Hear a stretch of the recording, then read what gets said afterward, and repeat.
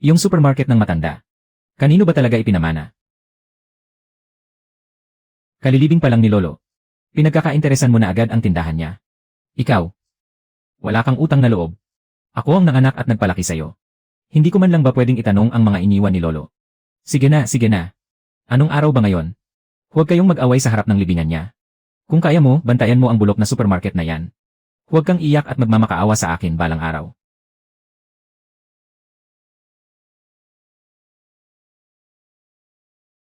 Wenwen. Wenwen.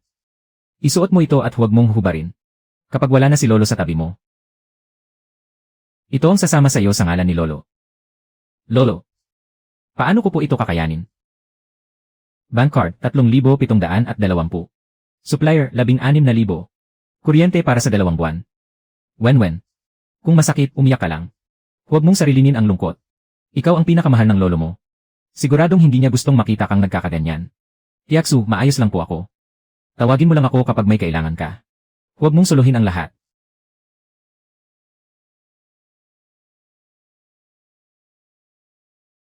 Lolo, paano kung hindi ko ito kayang protektahan? Hindi ko na po talaga kaya. Ano ito? Nasaan ang kumot?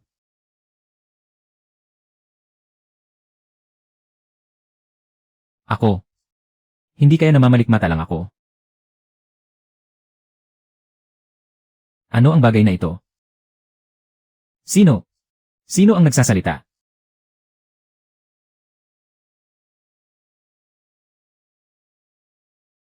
At sino ka naman? Tunay ka nga. Pangkukulam. Ikaw ang nangkukulam. Ang bagay ba na panlaban sa lamig kanina ay galing sa inyo? Parang ganoon na nga. Maraming salamat sa pagliligtas sa aking buhay. Nasaan kayo? Taon 29 ng Tianqi. Hefengling, Hilagang Kanluran ng Yuzhou. Taon 29 ng Tianqi. Napakalaking panahon na ang nakalipas. Panginoon, may lumitaw na namang mahiwagang bagay mula sa kawalan. Papel ito, napakalambot na papel.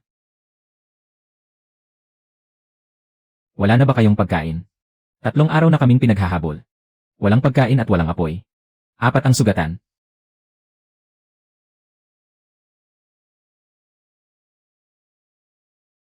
Lolo. Hindi lang basta pulseras ang ibinigay mo sa akin. Kundi 100 para mabuhay. Kumapit kayo, ililigtas ko kayo. Si Aokian, saluhin mo, tubig muna para sa inyo.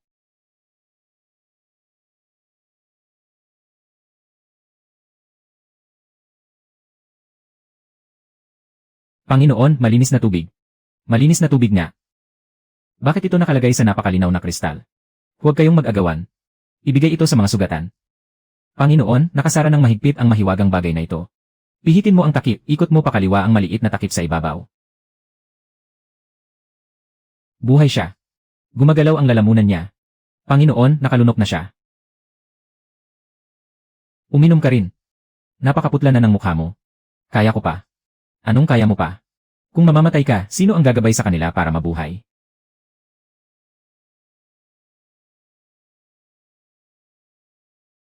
Ang tubig na ito. Walang buhangin, walang lansa, at walang lason. Tunay ngang nagpakita ang isang diwata.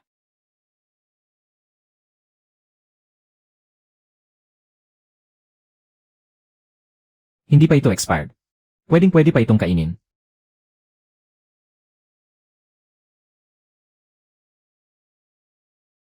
Hindi maaari, iinit ng husto ang pulseras na ito kapag nagpadala ng marami ng sabay-sabay. Kung ganoon, unti-untiin natin ang pagpapadala. Narito na naman, ito ang pagkain mula sa diwata. Hindi pwedeng kainin ang balot sa labas. Punitin nyo ang nasa loob ang totoong pagkain.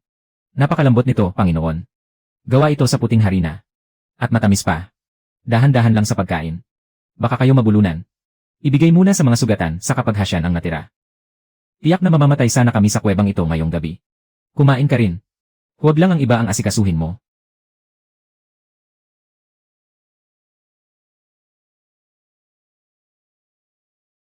Ang dakilang kabutihan nyo, binibini. ay hindi malilimutan ni Xiao Qian habang buhay. Xiao Qian, yan ba ang pangalan mo? Opo. Tunog Diyos ng digmaan ah. Hindi karapat-dapat ang isang talunang general. Ako si Sun Huiwen. Huwag ka munang magmadaling magbayad ng utang na loob. Mabuhay ka muna bago natin pag-usapan yan. Sige po. Binibining Sun. Ang isa ay nagbabantay sa mga inventaryong hindi maibenta.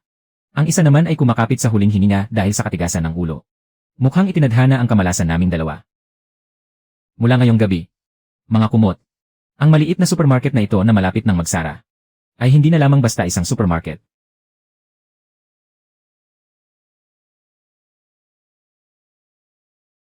Ano ito? Binibining Sun, iabot ninyo ang inyong kamay. Para sa pagliligtas sa aking buhay. Hindi maaaring magpasalamat si Xiao Qian sa pamamagitan lamang ng salita. Ganyan ba talaga kayong mga sinaunang tao kung magbigay ng regalo, biglaan? Ito ang pendant na yari sa puting jade na may disenyong nakapulupot na dragon. Nakasama ko na sa loob ng maraming taon. Tanggapin niyo ito bilang pasasalamat. Ang bagay na ito. Hindi kaya napakahalaga nito. Sa aming dinastya, sapat na ito para ipagpalit sa 300 kaban ng bigas. 300 kaban? Kung sa modernong panahon, siguradong higit pa ito sa 300 yuan. Modernong panahon. Ibig kong sabihin dito sa panig ko. Maghintay ka, hahanap ako ng taong marunong tumingin nito.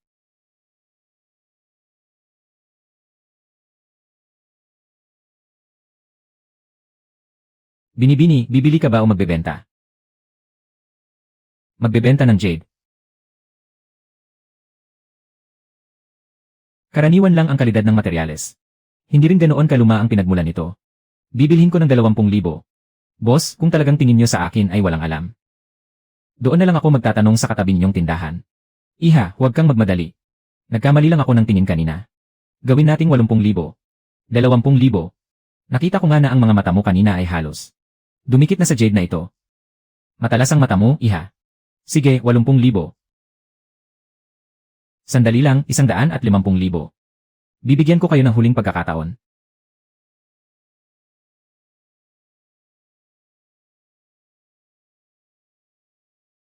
$280,000. Kung hindi maginhawa ang cash, transfer mo na lang ng direkta. Kung payag ka, magkasundo na tayo ngayon. Verify muna ang bayad bago ko ibigay ang jade. 280,000. Iha, ang pendant.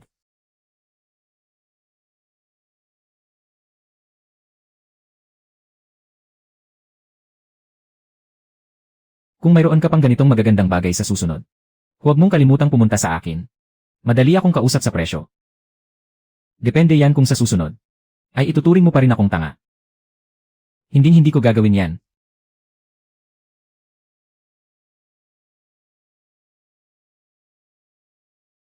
Mga instant noodles, mga kahon ng mineral water. Isang karito ng tinapay. Mga ham sausage at saranggulay. At self-heating rice. Binibining Sun. Xiao Qian, naibenta ko ang jade pendant mo sa halagang 280,000. 280,000. Malaki ba yon o maliit? Sapat na yon para hilahin kayo pabalik mula sa pinto ng kamatayan. Nang ilang beses. Kung may pagpapalit ito sa mabisang gamot. Susundin ko ang lahat ng nais ninyo, binibini. Dati mahirap lang ako. Kaya patingi-tingi lang kung bumili ako. Pero iba na ngayon. Ang kliyente ko ay nasa sinaunang panahon. At nagbabayad gamit ang mga antigo, ginto at pilak. Ang kailangan lang nila ay pampahaba ng buhay. At hindi pa sila nag-aalala sa delay ng shipping. Kliyente. Ikaw nga. Boss Xiao.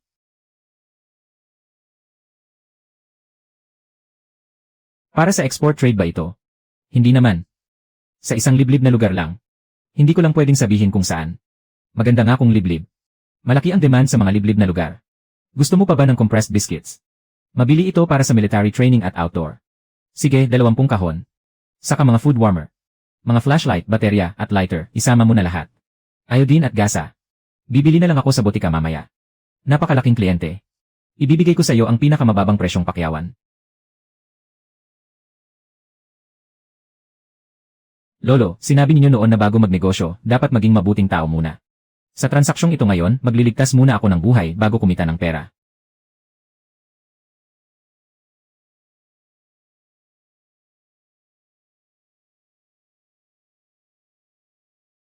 Xiao Qian, nariyan ka ba? Nandito po ako. Kumusta ang mga sugatan?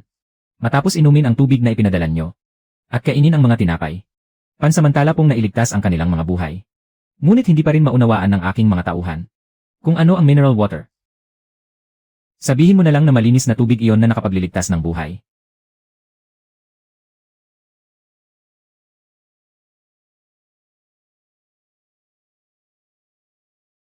Ngayong gabi, bibigyan ko kayo ng masasarap at mabibigat na pagkain. Mabibigat na pagkain. Ang mahiwagang pampaligtas buhay. Ang instant noodles na may lasang braised beef.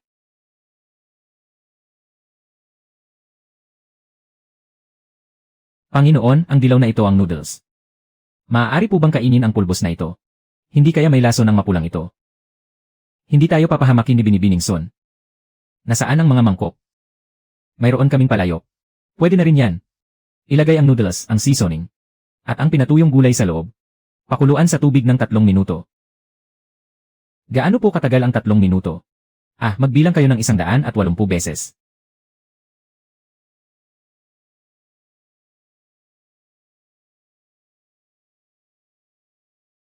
Ang bango ng karne, Panginoon. Naamoy ko ang baka. May baka sa pagkain mula sa langit. Magsiurong kayo, baka kayo mapaso.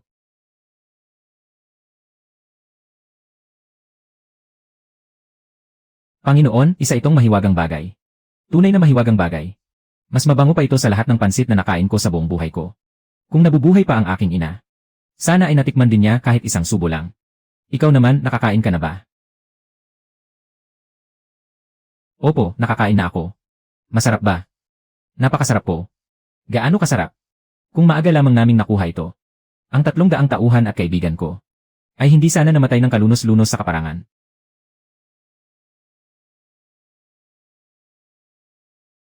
Xiao Qian. Patawad sa aking mga nasabi.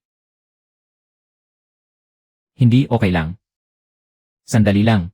Luto na pala ang hita ng manok. Nang hindi man lang nagsisindi ng apoy. Panginoon, mas mabango pa ang karning ito kaysa sa handa tuwing bagong taon. Sa susunod, huwag mo nang kargahin lahat mag-isa. Sabihin mo lang agad kung may kailangan ka. Bigas, harina, pagkain, mantika. Mga gamot at damit, gagawan ko ng paraan. Dahil lamang ba rito? Kung hindi, ano pa nga ba? Akala mo ba talaga? Dahil ang astig ang pangalan mo. At mukha kang Diyos ng digmaan. Nakikita niyo po ba ng malinaw ang mukha ko? Medyo malabo nga. Puno pa ng dugo ang mukha mo, kaya hindi ko makita kung gwapo ka ba o hindi. Biro lang. Ang totoo, kaya kita tinutulungan, ay dahil ang isang taong mamamatay na sa gutom, pero nagagawa pa ring unahin ang iba, ay hindi naman siguro masamang tao. Halo. Nawalan ba ng signal? Hindi po. Oh, bakit hindi ka nagsasalita? Binibining Sun. Hindi lang isang beses niyo akong iniligtas. Sa darating na panahon, kung may hihilingin kayo, ang buhay na ito ni Xiao Qian ay handang maglingkod sa inyo. Kung lalabagin ko ang sumpang ito, parusahan sana ako ng langit at lupa. Hay, huwag kang ang sumumpa ng ganyan kadali. Ganyan ba talaga katindi mangako ang mga tao sa panahon nyo? Ang pangako ng buhay ay hindi dapat ipagwalang bahala. Xiao Qian. Bago ang araw na ito, iniisip ko pa kung paano babayaran ang mga utang ko. Kung paano isasalba ang maliit na supermarket ng lolo ko. At kung paano haharapin ang panggugulo ng nanay ko. May pinagdadaanan din pala kayo. Sino ba naman ang walang problema? Ikaw, tinatangkang patayin. Ako naman, hinahabol ng mga nagpapautang. Nawalan ka ng pagkain, nawalan naman ako ng pondo. Ano po ang ibig sabihin ng cash flow? Ibig sabihin, mas nakakatakot ang walang pera kaysa sa walang espada. Naiintindihan ko po. Pero iba na ngayon. Gumagawa na ako ngayon ng cross-time trade. Nagliligtas ng isang sinaunang Diyos ng digmaan. At kumikita mula sa mga dugong bughaw at general. Kaya ang tungkol sa mga utang at pagkalugi. Pati na ang gulo ng nanay ko, isasantabi ko muna. Cross-time trade. Sa madaling salita, kailangan mo ng buhay. At kailangan ko naman ng pera. Bigyan mo ako ng mga antigo, ginto, at pilak. Bibigyan naman kita ng pagkain at gamot. Tulungan tayo para pareho tayong panalo. Una, prioridad ang mga emergency supply. Pangalawa, ang pagkain ay ipapamahagi base sa bilang ng tao. Pangatlo, ang mga mamahaling bagay sa panig mo, na hindi naman kailangan para mabuhay, ay maaari mong ipadala sa akin para maibenta ko. Gagamitin ko ang pera para makabili pa ng mga paninda. Paano naman ang mga sandata at kalasad? Huwag muna yan. Masyadong sensitibo ang mga espada at kalasad. Baka makulong pa ako niyan.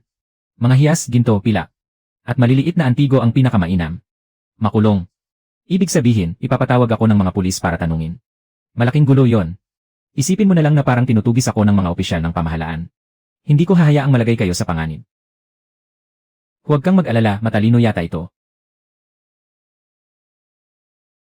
Ang batch na ito ay mga compressed biscuit. Hindi masarap pero mabigat sa tiyan. Mayroon ding iodofor, gasa, at mga gamot sa pamamaga. Ituturo ko sa iyo mamaya kung paano gamitin ang mga ito.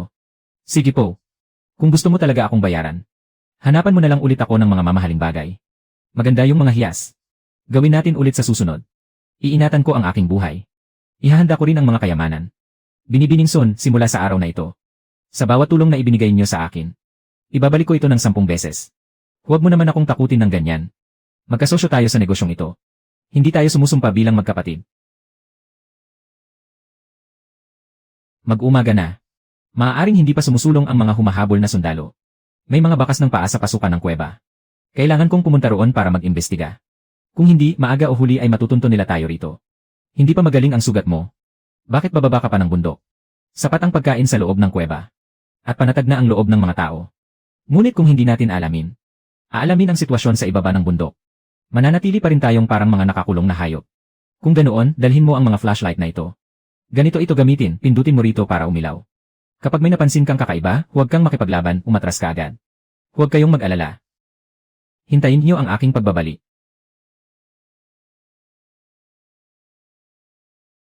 Kailangan mong pamahalaan ito. Kung hindi, bukas ay magsasama-sama ang mga taong ito para maging mga bandido. Layas. Akin na ang kalahating tinapay na ito. Para sa anak ko yan. Iniwan niya yan para sa bata. Ano pa ang kakainin ng patay? Sa magulong mundong ito, ang isang subo ng pagkain ay makapagliligtas ng buhay. Ngunit maaari rin itong gawing lobo ang tao. Xiao Qian.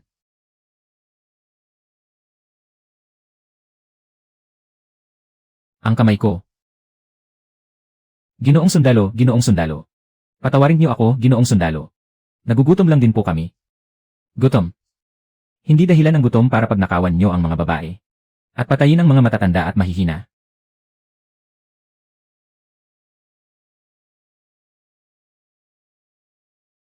Ikaw. Ang pagpatay ay pansamantalang makakapigil lang sa kanila. Kung gusto mo talaga silang mabuhay, kailangan mo silang bigyan ng makakain. Binibining Son. Nandito ako. Bigyan niyo ako ng tinapay. Gaano karami? 50 muna.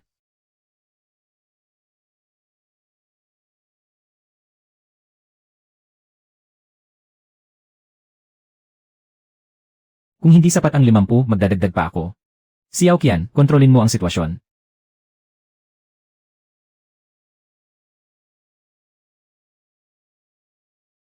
Pagkain mula sa langit. Pagkain mula sa langit nga. Nagpakita ng himala ang langit. Hindi tayo pinabayaan ng langit.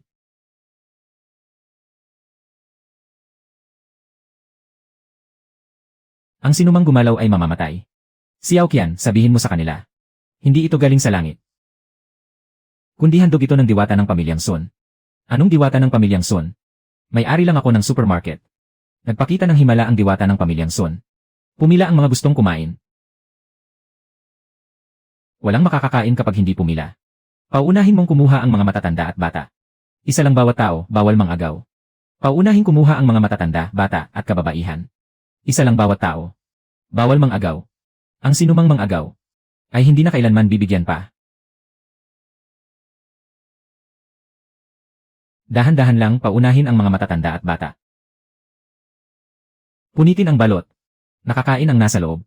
Ginoong sundalo, naghihinalo na po ang aking ina. Maaari po bang ibigay muna ito sa kanya? Iyo ito kung kanino mo ibibigay. Ikaw ang magpasya. Inay, galing po ito sa diwata. Inay, kumain na po kayo.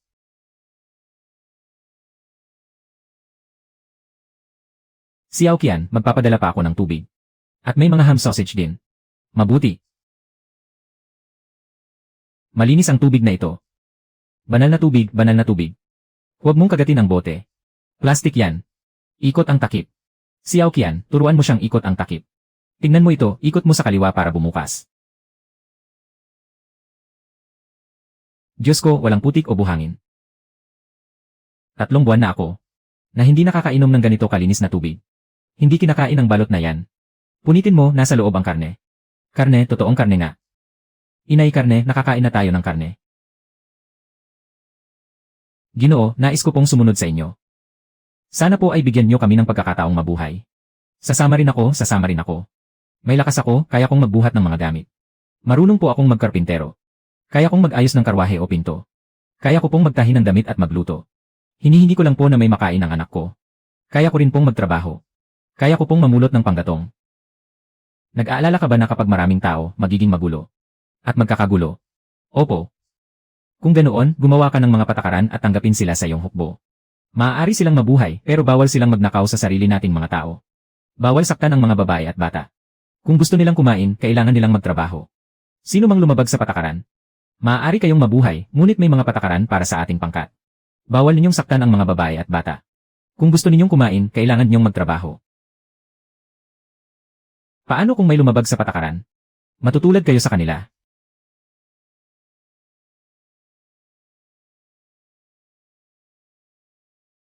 Handa kaming sumunod sa inyong mga utos, Ginoo. Ginoo, para sa inyo po ito. Kumain na ako, itabi mo na lang yan.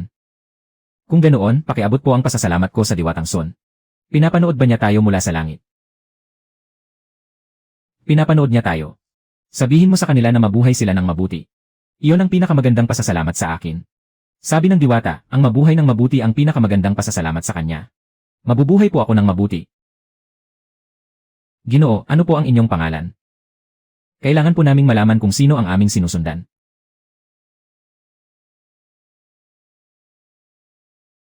Siyaw ang aking apelyido. Ngunit simula sa araw na ito, ang pangkat na ito, ay kikilalanin ang Diwatang Son bilang ating Panginoon. Ang hukbong ito ay maglilingkod sa ilalim ng Diwatang Son. Ito ay tatawaging hukbong Son. Pagpupugay sa ating Panginoong Son. Pagpupugay sa General. Teka, kailan pa ako naging Panginoon? Xiao Qian, huwag mo naman akong biglaang i-promote. Sun Huiwen. Hindi lang tinapay ang ibinigay niyo sa kanila, kundi ang kanilang buhay. Hindi lang pagkain ang ibinigay ko sa kanila. Kundi pati na rin ang paraan para mabuhay. At tungkulin mong ipaalam sa kanila na kung susunod sila sa atin, palagi silang may pag-asang mabuhay. Mabuti. Hukbong Son. Hukbong Son.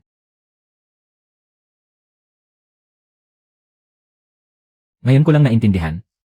Ang iniwan sa akin ni Lolo ay hindi lang ang pulseras na ito. At hindi lang din pagkakataon para kumita ng pera.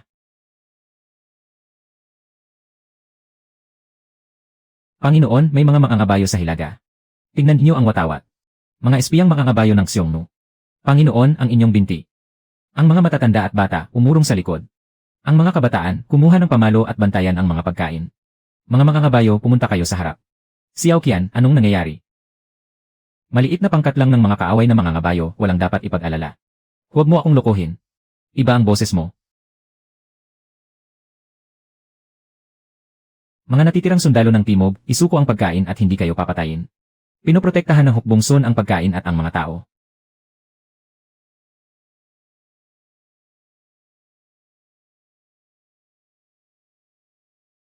Panginoon, Panginoon. Panginoon, umundur na kayo. Xiao Qian, sagutin mo ako. Saan ka ba talaga nasugatan? Ayos lamang ako. Binibining Son, Panginoon. Sumakit muli ang lumang pinsala sa tuhod. Hindi na niya kayang tumayo ng maayos. Xialin. Malapit nang mabulok ang sugat mo. Nagkukunwari ka pa ring magalang. Ipatong mo ang kamay mo sa gintong kopa. Hindi ba ako magiging pabigat sa inyo? Iabot mo ang kamay mo. Kung aalis ako. Buhay pa naman si Xialin at Xiao Wu, hindi ba? Hayaan silang magbantay. Kapag napilay ang binti mo, doon talaga mawawasak ang buong hukbong Son. Xiao Qian.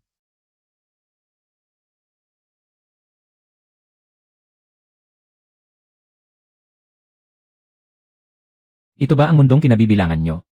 Pero huwag ka munang maglibot. Nasugatan kayo. Maliit na gasgas lang ito. Mas maayos naman ito kaysa sa tuhod mo. Magpalit ka ng damit, pupunta tayo sa ospital. Huwag kang masyadong magsalita at pakiramdaman mo lang ang mga senyas ko. Kapag may nagtanong, sabihin mo lang na Xiao Qian ang pangalan mo. At pinsan kita. Walang sinturon ang bagay na ito. Garterized yan, hindi malalaglag. Bakit kailangan mong sabihin pinsan mo ako? Kailangan nating magpanggap na magkamag-anak. Hindi naman pwedeng sabihin. Galing ka sa isang sinaunang labanan, di ba? May punto kayo. Dakilang Diyos ng digmaan. Iligtas muna natin ang binti mo. Bago natin pag-usapan ang relasyon natin. Susunod na pasyente sa Orthopedics Clinic Room 3. Tandaan mo, huwag kang masyadong magsalita. Opo. May pinsala sa meniscus. Malubha ang lumang pinsala. Maraming naipong likido. Bakit mo pinabayaan na lumala ng ganito ang binti mo? Wala po siyang oras para magpagaling sa labanan noon. Anong labanan? Ay, sa construction site po. Ang ibig niyang sabihin ay construction site. Parang giyera kasi doon. Nasugatan ang binti niya habang nagtatrabaho noon. At hindi niya ito naipahinga ng maayos. Matindi ang tiis niya para umabot sa ganito ang pinsala sa construction site. Hindi mahirap tiisin ang sakit. Dok, ano pong dapat nating gawin ngayon? Kailangang ma-confine para sa karagdagang gamutan. Kailangang sipsipin muna ang naipong likido. Pagkatapos mawala ang pamamaga, titingnan natin ang paggaling nito. Kapag pinatagal pa ito, baka hindi na siya makalakad ng maayos. Ayos lamang ako. Kapag sinabi mo pang ayos ka lang, iiwanan kita sa tapat ng pinto ng orthopedics para iparada. Maaari nang magbayad ang pamilya at asikasuhin ang pag-admit sa kanya. Manahimik ka. Pinsan. Sun Huiwen. 8. Balita ko yumaman ka raw kamakailan. Pagkapunta mo pa lang sa ospital, nagpa-admit ka na agad ng lalaki. Napakagalante mo naman. Nakita ka ng kaibigan ko rito sa ospital. Hindi pa nga ako naniwala noong una. Anong ginagawa ninyo rito? Ikaw na bata ka. Ako ang nanay mo. Nabalitaan kong na-admit ang kaibigan mo. Kaya pumunta ako para bisitahin siya. Huwag kayong pumunta roon. Bakit? May nakatago bang bundok ng ginto at pilak sa loob ng kwarto? Na kahit ang sarili mong ina ay hindi pwedeng tumingin. Kailangang magpahinga ng pasyente. Ate, pamilya naman tayo, ano bang tinatago mo? Balita ko medyo gwapo raw yung lalaki. Baka naman nag-aalaga ka ng lalaki ng patago. Ayusin mo ang pananalita mo. Paanong walang kinalaman? Ina mo ako. Kung hindi dahil sa akin noong bata ka pa. At iniluwal kita. Makakarating ka ba sa kinalalagyan mo ngayon? Ngayong nakuha mo na ang mana ng lolo mo. Gusto mo na akong itakwil. Wala itong kinalaman sa inyo. Kulang pa ba? Ngayong araw, hahayaan kong ang lahat ang humusga rito. Ate, gipit si nanay sa pera ngayon. Maglabas ka muna ng mga 80 o 100,000 para may magamit kami. Wala. Walang pera pero nagagawa mong ipagamot ang binti ng iba. Handa kang gumastos para sa isang estranghero. Pero kapag ang sarili mong kapatid ang ikakasal, ayaw mong tumulong. Kailan pa naging kapatid ko si Liu Qiang? Nang ikasal ang nanay natin sa tatay ko. Kaya kapatid mo na ako. Ano namang masama kung magbigay ka ng kaunting pera? Patay na ang lolo mo. Kinuha mo ang lahat ng ari-arian niya. At ako na sarili mong ina, walang kahit isang kusing na nakita. Kung sinabi niyang wala, ibig sabihin ay wala talaga. Oh, ikaw pala yan. Mukha ka namang disenteng tao. Pera ng anak ko ang ginamit mo para sa pagpapagamot mo rito, hindi ba? Ang laki mong lalaki pero umaasa ka lang sa babae. Ang taong nabubuhay sa paghutot sa sariling anak. Ang siyang walang karapatang magsalita laban sa iba. Sino ang tinutukoy mo? Kung sino ang tinatamaan, siya ang may kasalanan. Gusto mo ba talagang mamatay? Liu Qiang. Subukan mo lang siyang hawakan. Umurong kayo. May sugat pa ang binti mo. Hindi ko kailangan ng binting ito para protektahan kayo. Bitiwan mo ako. May nambubugbog dito. May nambubugbog sa loob ng ospital. Nagsama siya ng kung sinong lalaki para bugbugin ang kapatid niya. Kapag nangahas ka pang bastusin siya ulit. Sisiguraduhin kong hindi mo na magagamit ang kamay na ito. Nanay. Tulungan mo ako. Tama na. Hospital ito. Huwag mo na siyang tuluyang pilayin. Anak, okay ka lang ba? Sun Huiwen, nakita mo ba yan? Binugbog niya ang kapatid mo ng ganito. Hindi ko siya kapatid. Walang katarungan. Yumaman lang ang anak ko. Hinahayaan na niyang manakit ng iba ang lalaki niya. Tingnan niyong lahat. Kapag hindi ka nagbigay ng pera ngayon, hindi ako alis dito. Dito na ako mamamatay. Para malaman ng lahat. Kung gaano kawalang galang na anak si Sun Huiwen. Ano ba talagang gusto ninyo? 100,000. Magbigay ka ng 100,000 para sa kasal at pambili ng kotse ng kapatid mo. Pagkatapos nyon, hindi na kita guguluhin. Sinaktan niya ang kamay ko. Magbayad ka pa ng hindi bababa sa 50,000 bilang kompensasyon. Ang kakapal talaga ng mukha nyo. Handa kang gumastos para sa pagpapagamot ng ibang tao. Pero kapag sa sarili mong pamilya, nagdadamot ka. Sun Huiwen.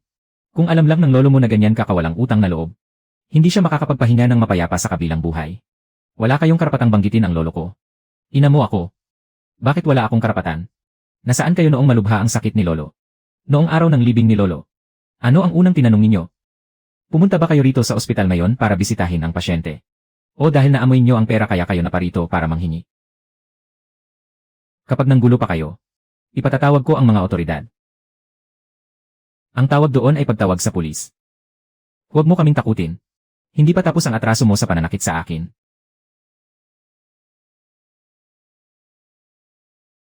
Kanina, pinaramdam ko lang sa iyo ang sakit. Sa pagkakataong ito, tuturuan na kita ng leksyon. Anak ko, pinilayan mo ang anak ko. Tatawag ako ng pulis. Ay dedemanda ko kayo. Hayaan nating pakinggan din ng mga pulis. Kung paano kayo ng extort at ng blackmail. At kung paano kayo ang unang nanakit. Nakarecord ang lahat ng ito. Si Liu Qiang ang unang nambato ng silya. Sobra ka nang nanggugulo. Hihingi ka agad sa akin ng 100,000 pagkabuka pa lang ng bibig mo. Nagsabuatan kayo para apihin ako.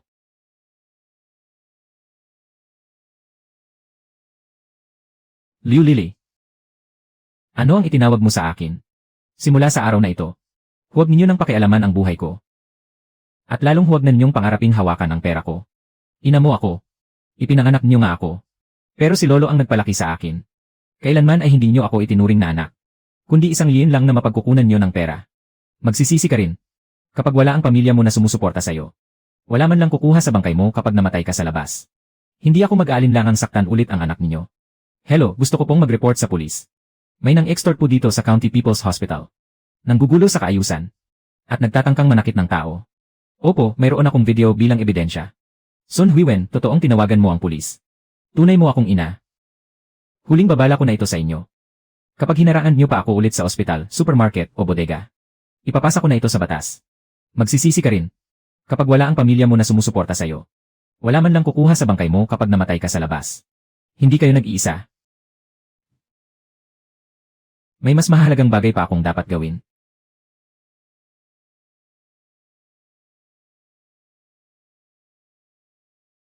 Naghihintay pa sa inyo ang hukbong Sun.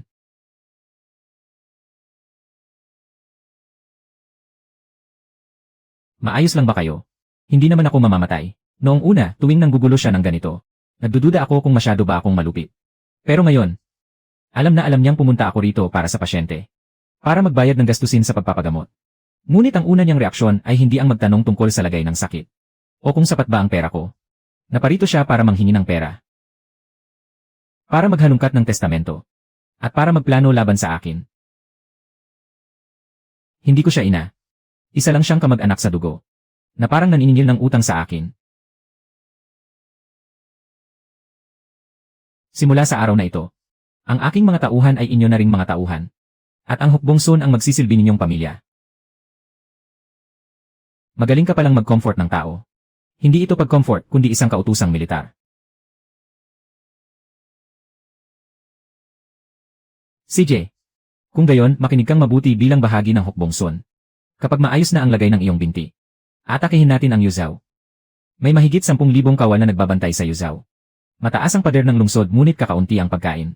Kung magtatagal ang labanan, tiyak na malaki ang magiging pinsala at kaswalti. Sinong nagsabing atake tayo ng harapan? Talaga bang mas makapangyarihan ang bagay na ito kaysa sa panggiba ng pader?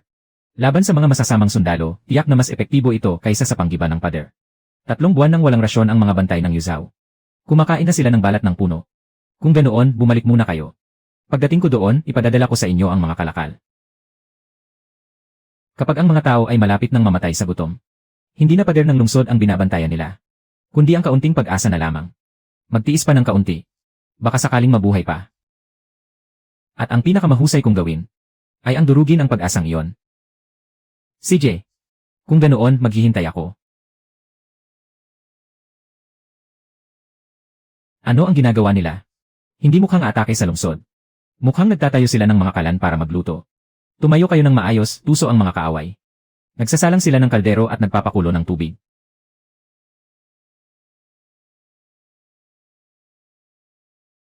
Huwag magmadali, pakuluan pa ng kaunti. Dapat lumabas ng husto ang bango. Para maging mabisa ang epekto nito. Binibining Sun, marami nga kayong nalalaman. Siyempre naman, ang pagluluto ng instant noodles sa panahon nyo ay sapat na sapat na. Ano ang amoy na ito? Amoy karne pero mas mabango pa sa karne. Bawal umamoy, titigan niyong lahat ang ibaba ng pader. Ang sinumang gumalaw ay parurusahan ayon sa batas militar. General, ang ilong. Kusa po itong umaamoy. Kapag kumulo na ang tubig sa kaldero. At lumambot na ang noodles. Lalong sasarap ang amoy nito.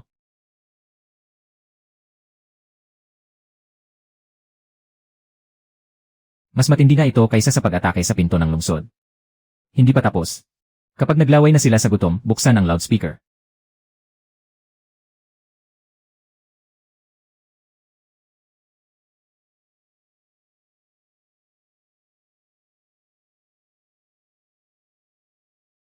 Kumukulog sa langit. Nagpakita ng himala ang mga Diyos.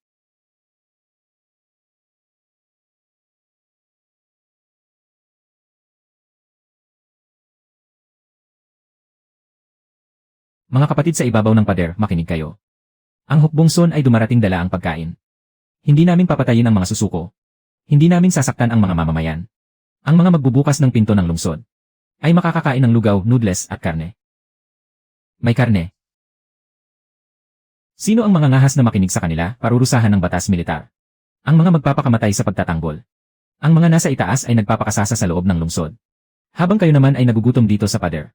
Sino ang hindi nagpasahod sa inyo ng 3 buwan? Sino ang nagnakaw ng inyong mga rasyon? Sino ang gumagamit sa inyong buhay para protektahan ang lungsod? May tama naman ang sinabi nila. Ang ipinamahagi kahapon ay amag na bigas pa rin. 3 buwan na tayong hindi nakakatikim ng karne.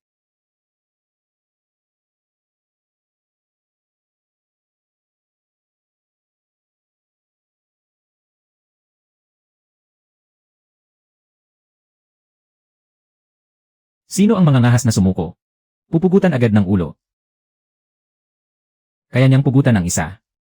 Pero hindi niya mapapawi ang gutom ng lahat. Mas masarap silang kumain, mas mabuti. Kainan na.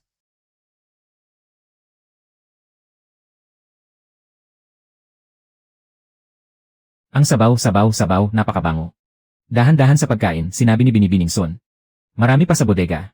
Napakalasa ng nilagang itlog na ito. Kapag kinain mo itong karne, lalong sasarap ang sabaw.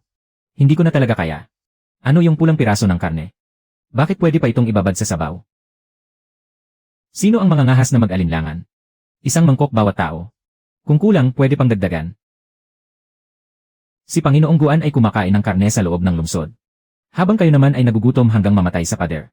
Sino ang nagnakaw ng inyong mga rasyon? Sino ang gumagamit sa inyong buhay para protektahan ang lungsod? General, ang mga kapatid natin. Hindi na natin kayang ipagtanggol ito. Kahit hindi kaya, kailangan nating ipagtanggol. Kapag bumagsak ang lungsod, mamamatay ako. At kailangan niyong sumama sa akin sa hukay. Sa anong karapatan nila? Kinukurakot ng mga nasa itaas ang ating rasyon. At pinipilit pa tayong magbantay sa lungsod ng nagugutom. Bakit sila nagpapakasasa sa ginhawa? Habang amag na bigas naman ang kinakain natin. Nais niyo bang maghimagsik?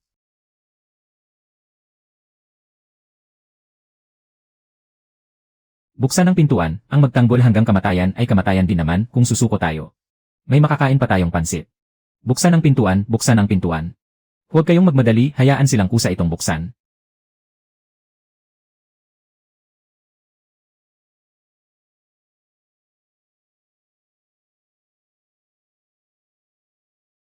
General Xiao, sumusuko na kami. Pakiusap, bigyan niyo kami ng makakain.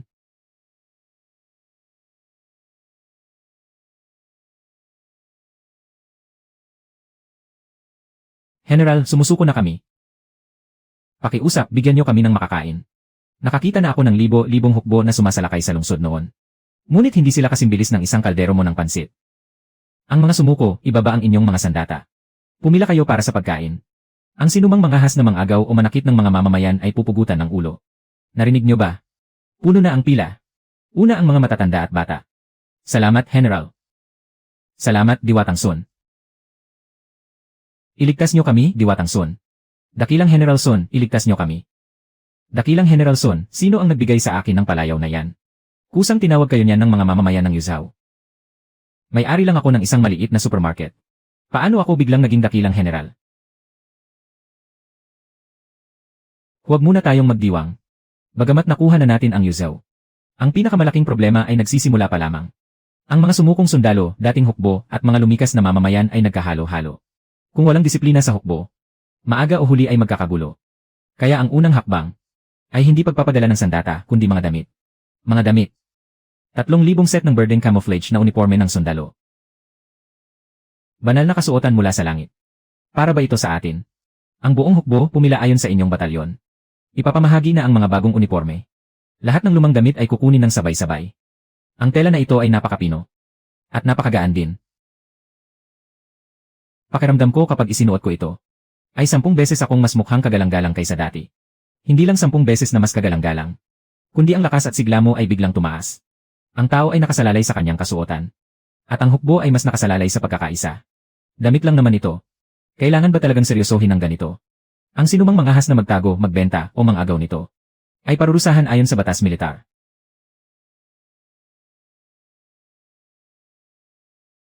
Panginoon, mukha na ba akong isang piling sundalo ngayon? Hindi lang mukha. Kung sasanayin pa ang disiplina, ito ay magiging isang tunay na hukbo. Kapag nagkakaisa ang kasuotan, ang mga puso ay magkakaisa rin. Mahusay ang pagkakasabi mo. Ngunit ang mga damit ay unang hakbang pa lamang. Ano naman ang ikalawang hakbang?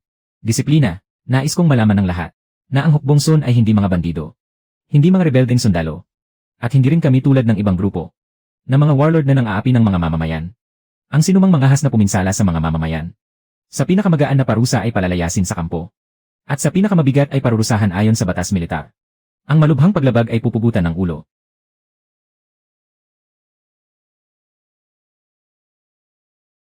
Mabuti, bukas ay magtitipon ang buong hukbo sa plaza ng pagsasanay. Sundin ang bawat utos. Huwag kukuha ng kahit isang karayom o sinulid mula sa mga mamamayan. At lahat ng nasamsam ay dapat isuko sa hukbo. Huwag kukuha ng kahit isang karayom o sinulid mula sa mga mamamayan. Tama, hindi tayo mga bandido. Kapag pumasok tayo sa lungsod, malugod tayong sasalubungin ng mga mamamayan. Iyon ang tunay na kakayahan. Unahin ang patakaran bago ang espada. Nauunawaan ko. Sundin ang mga utos sa bawat kilos. Huwag kumuha ng kahit isang karayom o sinulid mula sa mga mamamayan. Ang lahat ng nasamsam ay dapat isuko sa hukbo. Kung talagang magagawa natin ito, ang hukbong Sun at ang lahat ng hukbo sa daigdig. Ang nais niya, magsalita ng may paggalang. Maging patas sa pakikipagkalakalan. Ibalik ang mga hiniram na bagay. Bayaran ang anumang nasirang kagamitan. Huwag mananakit o magmumura ng kapwa. Huwag sisirain ang mga pananim. Huwag babastusin ang mga kababaihan. Huwag abusuhin ang mga bihag. Bukas, ipasaulo ito sa buong hukbo. Ang hindi makasaulo ay parurusahan ng pagtakbo. Ang lalabag ay pupugutan. Masusunod. Simula sa araw na ito, ang hukbong Sun ay magpapatupad ng mga bagong patakaran. Una, ikalawa. Huwag kumuha ng kahit isang karayom o sinulid mula sa mga mamamayan. Ikatlo, ang lahat ng nasamsam ay dapat isuko sa hukbo. Ang sinumang lumabag ay parurusahan ng walang awa. Magsalita ng may paggalang. Maging patas sa pakikipagkalakalan. Ibalik ang mga hiniram na bagay. Bayaran ang anumang nasirang kagamitan. Huwag mananakit o magmumura ng kapwa. Huwag sisirain ang mga pananim. Huwag babastusin ang mga kababaihan. Huwag abusuhin ang mga bihag. Narito ang batas militar. Ang sinumang hindi naniniwala ay maaaring sumubo. Narinig niyo ba ang lahat? Nagpakita ng himala ang diwata. Tawagin niyo man akong diwata. O Panginoon. Kahit ano ay maaari. Ngunit may isang bagay na dapat ninyong itanim sa inyong isipan. Ang espada ng hukbong Sun ay para lamang sa mga kaaway. Hindi para sa mga mamamayan. Hindi ko pakialam kung sino kayo noon. Mga lumikas man o sumukong sundalo. Sa hukbong Sun, mayroon lamang kayong isang katayuan, sundalo. Kumakain ang sundalo upang magtanggol ng kapwa. Hindi upang manakit. Ang sinumang mang-agaw sa mamamayan o mang-abuso ng mga babae at bata. O mangkurakot ng rasyon ng mga kasamahan. Magkakaroon tayo ng pagkain. Magkakaroon ng sahod at ang inyong mga ambag ay bibilangin ayon sa patakaran. Ngunit bago yon, dapat muna ninyong matutunang maging mabuting tao. Bago matutong maging isang tunay na sundalo. Masusunod po, Panginoon.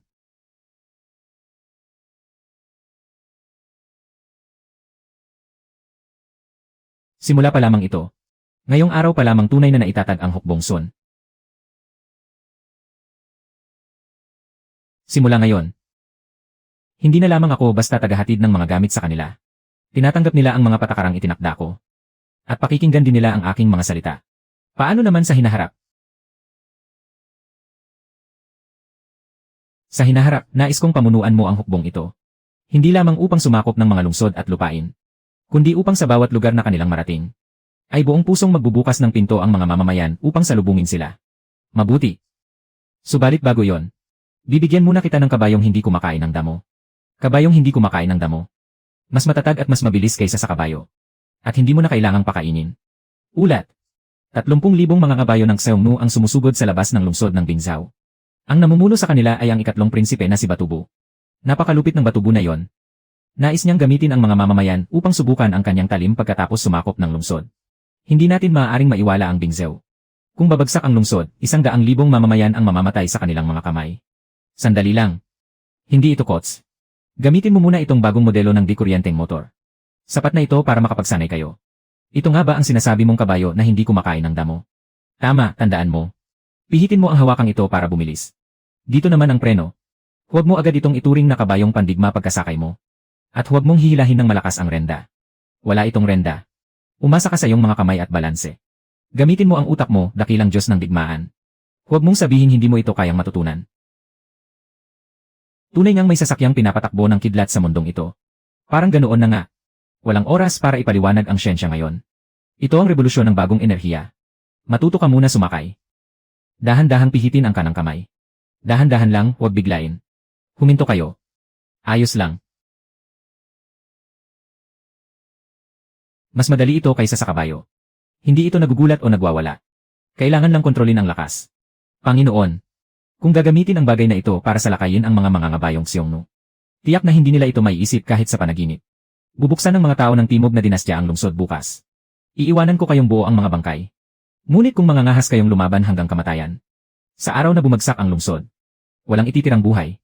Panginoon, napakalakas ng puwersa ng mga mangangabayong Xiongnu.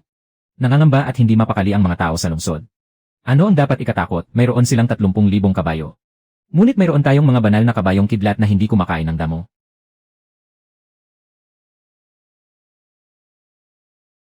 Bukas, ako mismo ang haharap sa kanya.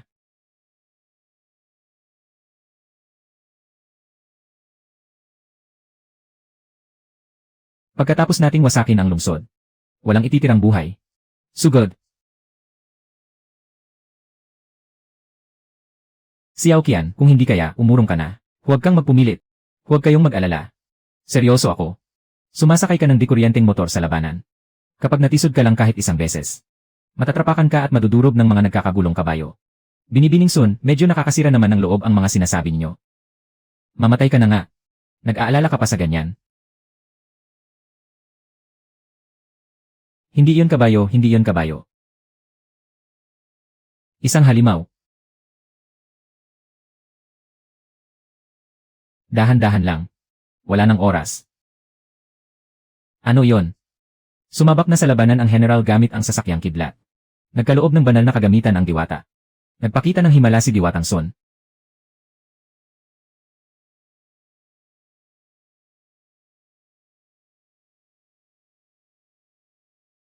Huwag na kayong mag-isip ng kung ano-ano. Kumapit ka ng mabuti, Xiao Qian, kumapit ka. Hulihin ang kanyang sinasakyan. Hindi ito isang buhay na nilalang. Aha, Xiao Qian. Alam ko. Alam mo naman pala, pero bakit ang dali pa rin sa'yo na lumaban?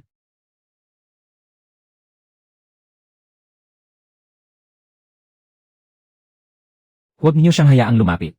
Ipalana ang mga palaso, ipalana.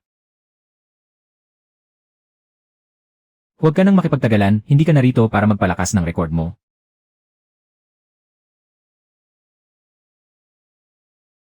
Manatili sa posisyon, sinumang umurong ay papatayin. Mahal na ikatlong prinsipe, hindi tinatabla ng palaso ang bagay na yon. Ayaw lumapit ng mga kabayo.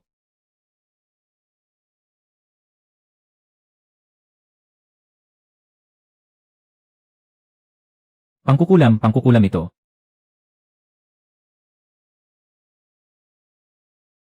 Batubu.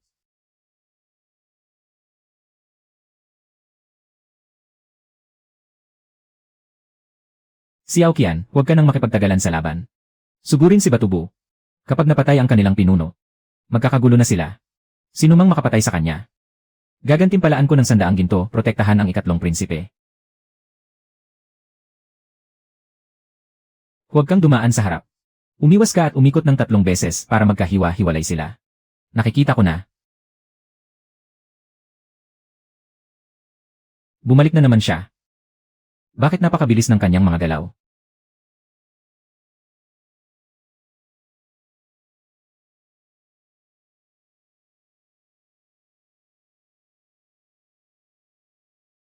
Hindi.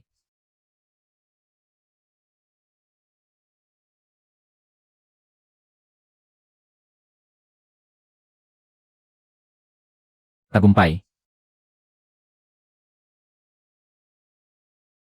Patay na ang ikatlong prinsipe.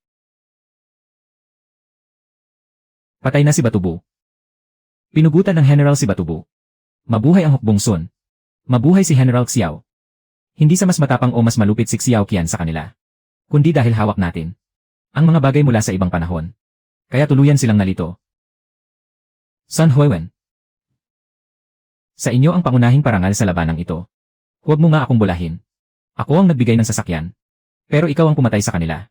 Kung wala ang sasakyan nyo, maaaring manalo pa rin ako. Pero hindi ganito kabilis at katindi.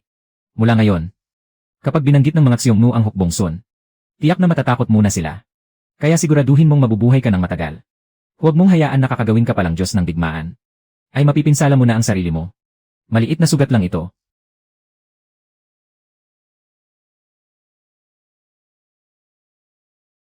Xiao Qian. Anong nangyari sa tuhod mo kanina?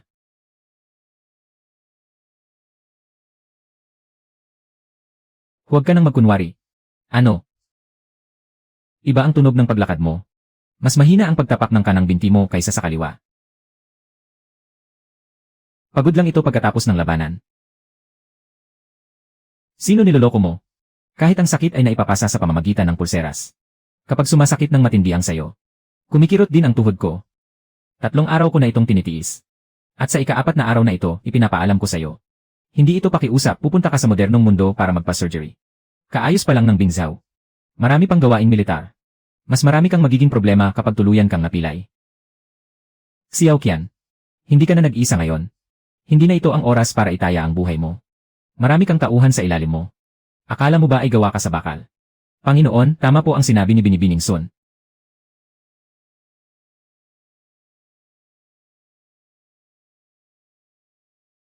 CJ. Pupunta na ako ngayon.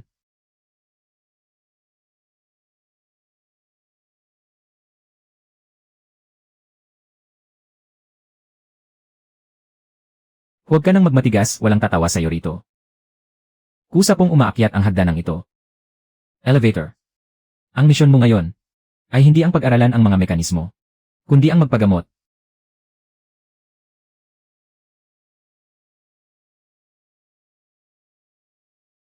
Masyado na itong napabayaan.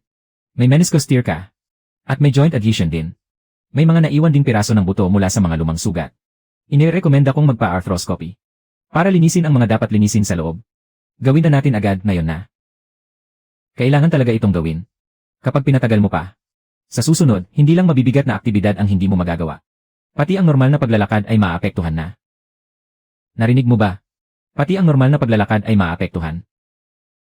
Ilang araw pagkatapos ng surgery bago ako makatapak sa lupa. Alalahanin mo muna kung gagaling ka. Hindi kung ilang araw bago ka makatapak sa lupa. Sa sitwasyon mong iyan, gaano katagal pa ang kailangang recovery pagkatapos ng surgery? Hindi bababa sa ilang linggo hanggang ilang buwan. Depende sa bilis ng paggaling mo. Huwag mong balaking tumakas. Wala ka sa labanan ngayon. Nasa ospital ka. Dito, ako ang masusunod. Pumirma na po ang kapamilya.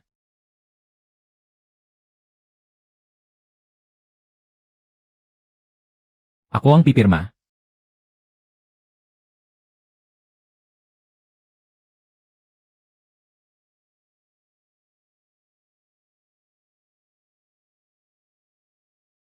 Bukas ng umaga ang surgery. Bawal kumain at uminom ng tubig ngayong gabi. Huwag kang malikot at huwag kang mag-ensayo gamit ang espada. Huwag mo ring pag-aralan kung pwede kang tumalon sa bintana. Hindi ako tatalon sa bintana. Siguraduhin mo lang. At tungkol naman sa anesthesia. Inirekomenda namin ang general anesthesia o spinal anesthesia. Ang partikular na anesthesia ay susuriin pa ng departamento. Hindi ko kailangan ng anesthesia. Ano? Bakit ka nagmamatigas? Surgery ito. Hindi ito tulad ng natamaan ka ng pana. Natitiisin mo na lang basta. Kaya ko itong tiisin. Kapag na-anesthesia ako, at nawalan ako ng malay, Hindi ako magiging kampante. Xiao Qian, wala ka sa kampo ng pamilya Xiao. At hindi rin ito battlefield. Walang papatay sa'yo habang nakapikit ka. Alam ko. Hindi mo alam. Kung alam mo talaga. Hindi mo itatrato ang sarili mo na parang bakal na pwedeng tagayin lang. Pwede nating kausapin ang anesthesia department. Para hindi ka tuluyang mawalan ng malay. Pwede tayong mag-local anesthesia na may kasamang sedative. Pero hindi talaga pwede kung walang anesthesia. Makinig ka sa doktor. Kapag pumalag ka pa, ipapatali kita sa nurse sa kama. Sun Huiwen, napakasungit mo. At mas magiging matapang pa ako. Subukan mo lang na gawing biro ang binti mo. CJ. Susundin ko kayo. Ganyan nga. Xiao, napag-usapan na natin kahapon ang plano para sa anesthesia. Local anesthesia na may kaunting sedative. Baka makaramdam ka ng hilo habang nag-opera. Pero hindi naman ito masyadong masakit. Kung ayaw ko ng sedative, at gusto kong gising na gising, baka bigla kang manginig o gumalaw ng hindi mo sinasadya. Maaapektuhan nito ang trabaho namin. Hindi siya kinakabahan. Natatakot lang siyang makatulog. Babantayan naman namin ang vital signs mo. May magbabantay sa iyo sa buong proseso. Ligtas ito. May nagsabi na rin yan sa akin sa battlefield. Xiao Qian, tingnan mo ako. Hindi kita pipiliting mag-general anesthesia. Kung ayaw mong tuluyang makatulog, hindi tayo mag-general anesthesia. Pero kailangan mong hayaan ang doktor na gamutin ang sugat mo. Kung hindi, tuluyan nang masisira ang binti mo. Paano kung mawalan ako ng kontrol? Hindi mangyayari yon. Kung hindi ko mapigilang gumalaw. Gagawin natin kung ano ang gusto ninyo. Basta pinapayagan ng patakaran. Kapag hindi siya kumalma, papasok ako para pakalmahin siya. Kung makatulog man ako, wala bang mangyayaring masama? Ibig kong sabihin, paano kung matagalan akong magising? Nandoon lang ako sa labas. Pagkagising mo, sinisiguro kong ako ang una mong makikita. Kapag nagsalita ka pa ng kung ano-ano, ipapaturok na kita sa nursing ngayon din. Para tumahimik ka na talaga. Huwag po kayong mag-alala. Gagawin namin ang lahat para pakalmahin ang pasyente. Kaya niyang lumaban sa gitna ng libo-libong sundalo.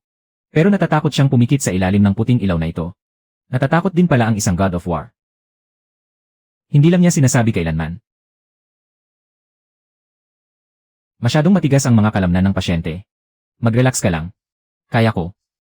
Huwag mong tiisin, sabihin mo kung masakit. Xiao Qian.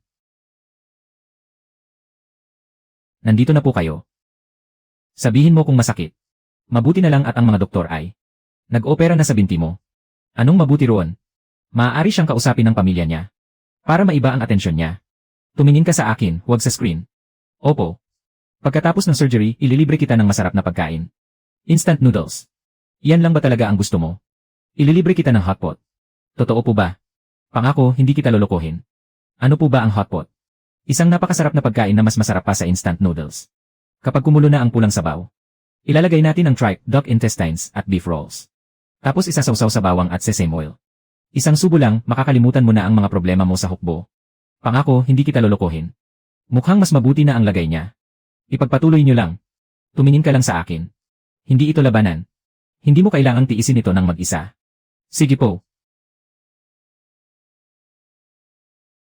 Dahan-dahan lang po, dahan-dahan. Kumusta po siya? Naging matagumpay ang surgery. Nalinis na ang mga lumang piraso ng nabaling buto. At naayos na rin ang meniscus. Matatag ang pasyente. Binibining son. Nandito ako, huwag kang gumalaw. Katatapos lang ng surgery sa binti mo.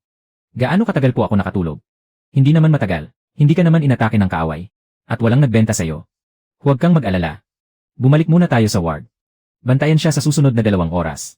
Huwag muna siyang painumin ng maraming tubig. Ang kama na ito ay may mga gulong at napakadaling itulak. Hindi na kailangang buhatin. Electric bed ang tawag dyan.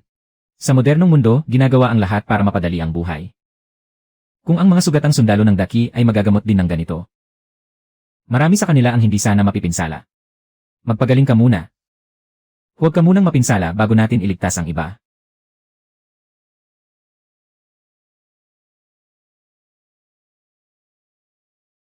Binibining son. Ano na naman iyon? Masakit, nauuhaw, o gusto mo lang itanong kung paano itinataas at ibinababa ang kama? Hindi po. Salamat po sa pag-aalaga sa akin. Mabuti naman at alam mo. Huwag ka nang magpakabayani sa susunod. Opo. Konti lang ang inumin mo. Sabi ng nurse, bawal muna uminom ng marami. Tandang-tanda niyo po. Siyempre naman. Napakalaki ng binayad ko para sa appointment sa expert doctor. Sayang naman ang pera kung hindi susundin ang payo ng doktor. Napaka maalalahanin naman ng pamilya mo. Kung sumakit ng husto mamayang gabi, pindutin mo lang ang bell, huwag mong tiisin. Narinig mo, huwag mong tiisin. Narinig ko po. Alalang-alala ang girlfriend mo sa'yo. Medyo mahigpit din siya. Hindi po, hindi po. Pasyente ko lang po siya na inaalagaan ko. Sabi mo pasyente. Sige, lalabas muna ako. Ano po ang ibig sabihin ng girlfriend? Sa modernong pananalita, ito ay isang babaeng malapit sa iyo. Mas malapit pa kaysa sa isang strategist ng hukbo. Bakit ba napakarami mong tanong? Pumikit ka na at magpahinga. Ang gabi po rito ay mas maliwanag pa sa araw sa Bingzhou. Masasanay ka rin. Walang curfew sa lungsod ngayon. Kahit gabi may mga nagtatrabaho, kumakain at naglalakbay pa rin. Kaya pala palagi niyong sinasabi na maraming bagay ang hindi kailangang tiisin na lang at iasa sa tadhana. Kapag nasugatan, magpagamot. Kapag masakit, sabihin. Kapag napagod, matulog. Huwag mong sarilinin ang lahat ng pasanin. Dati ay hindi maaari. Pero sa hinaharap pwede na. Binibining Sun, nang magising ako ngayon at makita kayong nandito. Napanatag po ang loob ko. Naku. Mukhang hindi lang simpleng pag-aalala sa pasyente ang nararamdaman ko. Kung ganoon, magpagaling ka ng mabuti. Marami pa tayong darating na mapayapang araw. Sige po.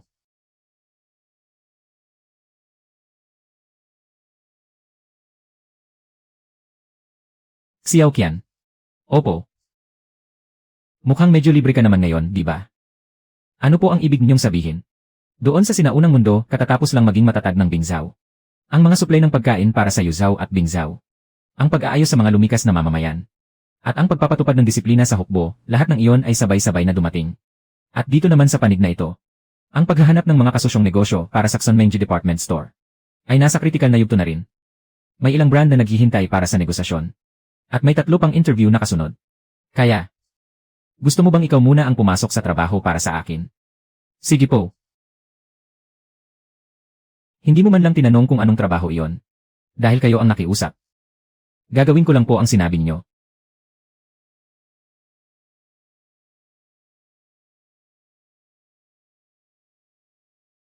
Huwag mo nga akong landiin.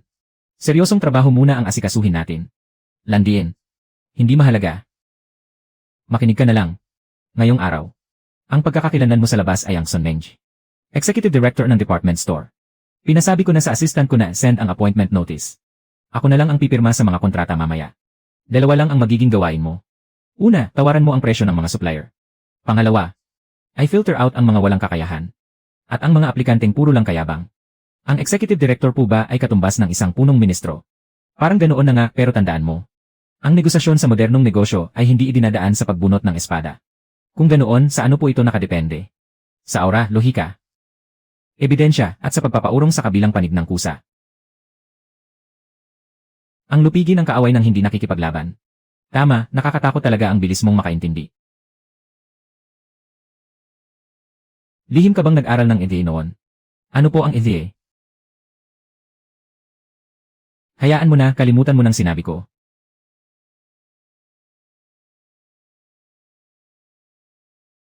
Hindi pwede. May mali po ba? Masyadong mabigat ang aura mo. Hindi ka mukhang makikipag-cooperate. Kundi mukhang mananakop o mangungumpiska ng ari-arian. Kung ganoon, kumpiskahin natin. Bawal iyan sa batas ng modernong lipunan.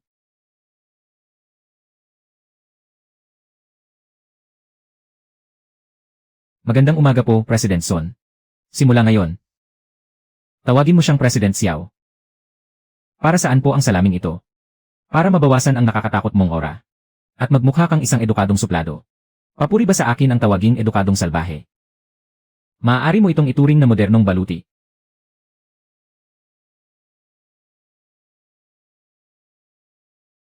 Sige, ganito na lang. Huwag ka ng maraming satsat.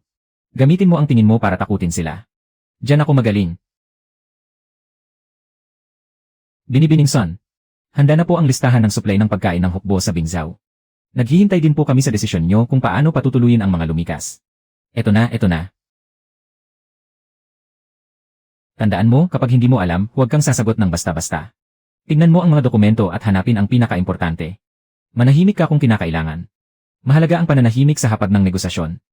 Nauunawaan ko. At saka, kakopera lang ng binti mo. Huwag kang malikot at huwag kang tatayo para lang manakot ng iba. CJ.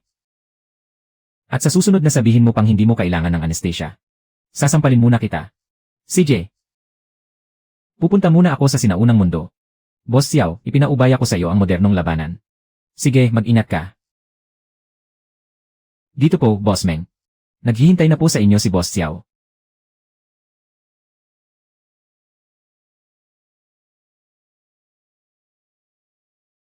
Sino siya?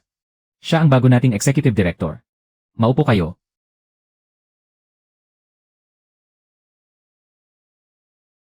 Boss Xiao, bata pa kayo pero napakatagumpay na, Ang brand namin ay may suporta ng mga chain store sa loob ng mahigit 10 taon. Matatag ang mga channel namin sa buong bansa. May sarili kaming mga pabrika. At matatag ang aming supply chain.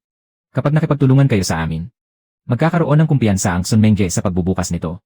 Tapos ka na? Kung tapos ka na, pag-usapan natin ang mga kondisyon.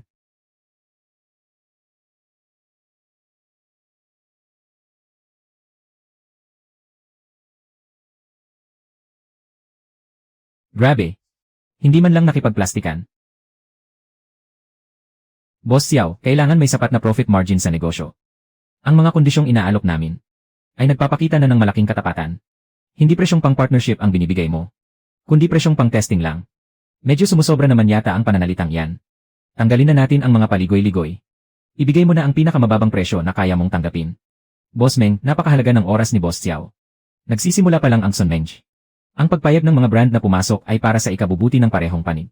Tungkol naman sa payment terms, ang nakasanayan na sa industriya namin ay, ang Sunmengje ay hindi isang institusyong pangkawang gawa.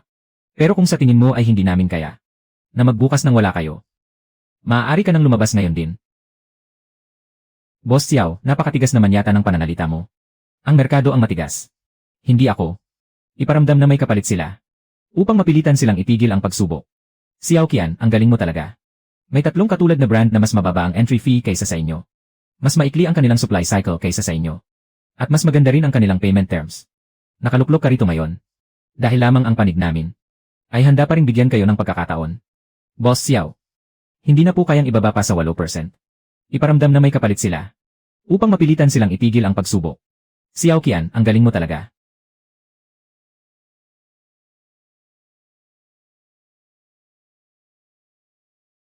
Ang payment terms ay paikliin mula 60 days tungo sa 40 days. Ihatid na ang bisita sa labas. 30 days. Paikliin ang payment terms sa 30 days. Babawasan ang presyo ng 8%. At magbibigay pa ng suporta para sa opening event.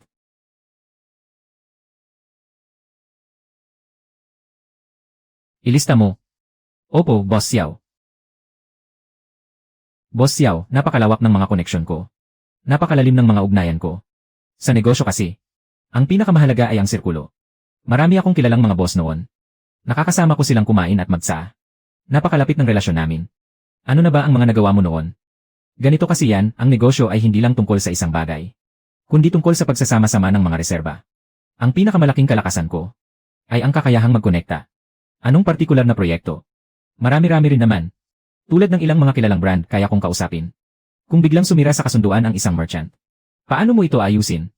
Diyan na papasok ang mga koneksyon ko. Yayayain ko muna silang lumabas para uminom. Magkakaibigan naman kami, di ba?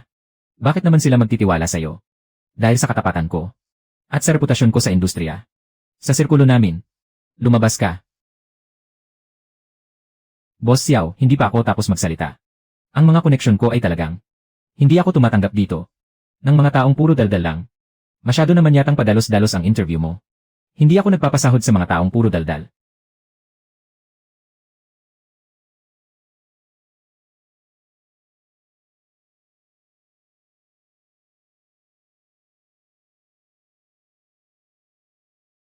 Lagot na. Ang modernong opisina. Pinapatakbo ng sinaunang Diyos ng digmaan na parang kampo ng hukbo.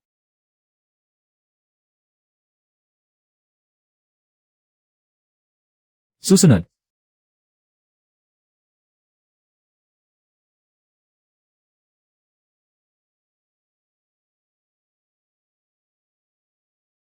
Ipakilala mo ang mga nagawa mo na. Hindi ganoon kaganda ang natapos ko. Pero sa loob ng 3 buwan, napaakyat ko ang occupancy rate mula 40% hanggang 70%. Paano mo inaayos ang mga alitan ng mga merchant? Uriin ko muna sila. Ang mga nakakaapekto sa kaligtasan ng negosyo ay ayusin agad. Gagawa ng record para sa mga reklamo sa renta. At ang mga sadyang nagde-delay ay dadaanin sa kontrata. Naniniwala ako na ang pagkuha ng mga merchant ay hindi lang basta pagpapapasok sa kanila, kundi kailangan din ng suporta sa mismong site. Kung hindi, masisira ang reputasyon ng mall pagkatapos magbukas. Pwede ito. Malinaw ang lohika. At alam kung paano ito isakatuparan. Kung nagkamali ng desisyon ang nakatataas sa'yo, ano ang gagawin mo? Susundin ko muna. Saka gagawa ng paraan para hindi lumaki ang pinsala. Magtatabi ako ng ebidensya at patuloy na magpapayo. Kung hindi makinig, isusulat ko ng malinaw ang mga panganib.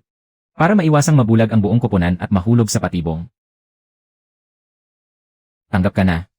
Boss Xiao. Ang ibig niyo pong sabihin, magsimula ka na bukas. May 3 buwang probation period. Kapag maayos ang trabaho mo, magiging regular ka. Salamat po, Boss Xiao. Gagalingan ko po talaga.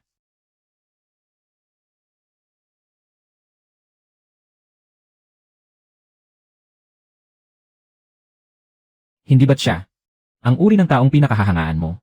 Kaya ang mabibigat na gawain at may pananagutan. Katulad mo. Napasagot mo talaga si Boss Meng. Bumaba ng 8% ang presyo. Kalahati na lang ang panahon ng pagbabayad. At may libreng suporta pa para sa grand opening. Nakahakot ka pa ng 2 mahuhusay na tao. Xiao Qian. Palihim ka bang? Nag-aral ng pamamahala noon. Kung pinupuri niyo ako, tatanggapin ko ito. Tatanggapin ko ito. Sige na nga, Boss Xiao.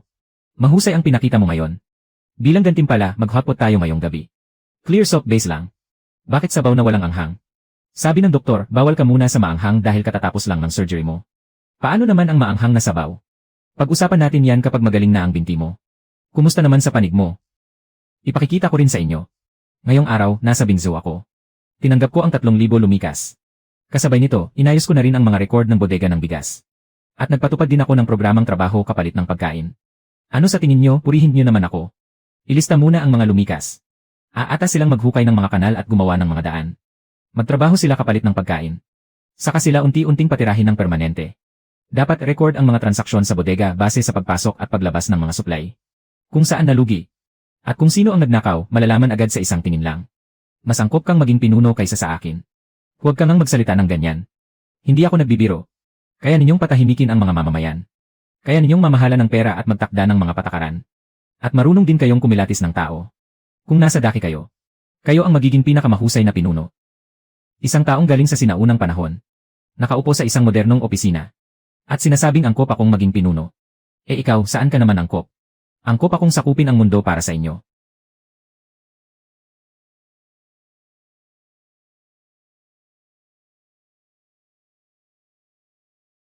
Hello. Madam Sun. May masamang nangyari. Nagwawala si Liu Lili sa rooftop at nagbabantang tatalon. Puno ng tao sa ibaba. At may mga nagla-livestream pa. Ayoko nang mabuhay. Ang anak kong pinalaki ko sa hirap. Nang yumaman ay tinalikuran na ang sarili niyang ina. Tingnan niyong lahat. Ito ang tunay na kulay ng mga mayayaman. Kahit sariling ina, itinatakwil. Hindi niya gustong mamatay. Gusto niya lang akong piliting sumuko. At ipitin ako sa harap ng publiko. Madam Sun, umakyat na po ang mga pulis at bombero. Pero ayaw makipag-usap ni Liu Lili kahit kanino. Ikaw lang talaga ang gusto niyang humarap. Sinabi pa niya. Kapag hindi po kayo pumayag na bigyan sila ng ari-arian. Tatalon daw siya. Sinasabi ko na nga ba? Kapamilya po kayo. Pakalmahin muna natin siya at huwag nating galitin. Alam ko po ang sasabihin ko sa kanya.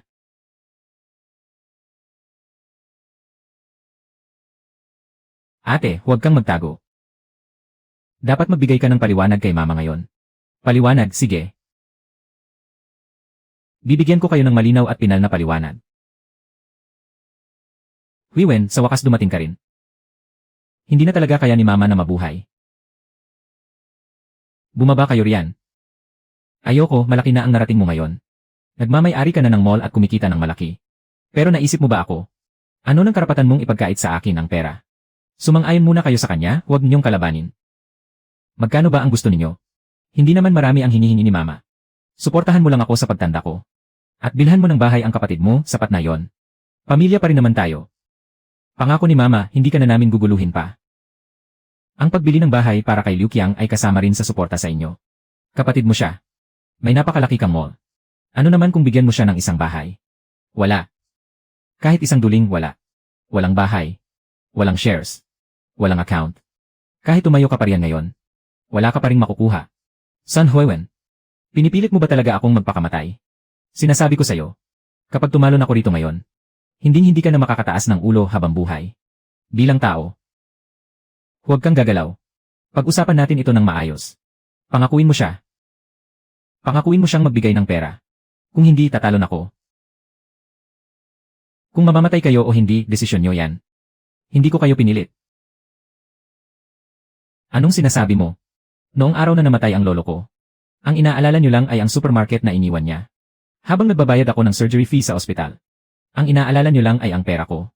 Ngayong napalago ko na ang negosyo, tinatarget nyo naman ang gusali ko, ang mga account ko, at gagamitin pa ang buhay nyo para pilitin ako. Liu Lili, hindi nyo gustong maging ina. Gusto nyo lang maging vampira na sumisipsip ng dugo. Wala kang utang na loob. Ako ang nanganak at nagpalaki sa'yo. Paano mo akong nagagawang murahin ng ganyan? Nanganak sa akin. Hindi nyo iyan pwedeng gawing lisensya para i-blackmail ako. Nagpalaki sa akin. Noong itinapon nyo ako kina lolo at lola. Bakit hindi nyo naisip na ina ko kayo? Nagsisinungaling ka, huwag kayong maniwala sa kanya. Nang magkapera siya, tinalikuran na niya ang sarili niyang ina. Sinasabi nyo paulit-ulit na gusto nyo nang mamatay. Pero nag-livestream kayo, nagsuot ng pulang damit at nag-utos ng mga taong manggulo. At talagang pinangalanan nyo pa ako para pumunta rito. Manahimik ka, papatunayan ko sa'yo ngayon na mamamatay ako. Ay! Hawakan nyo siya. Huwag kayong lalapit. Si Aokian, ang binti mo. Ang paggamit ng buhay bilang pusta. Ang pinakatanga.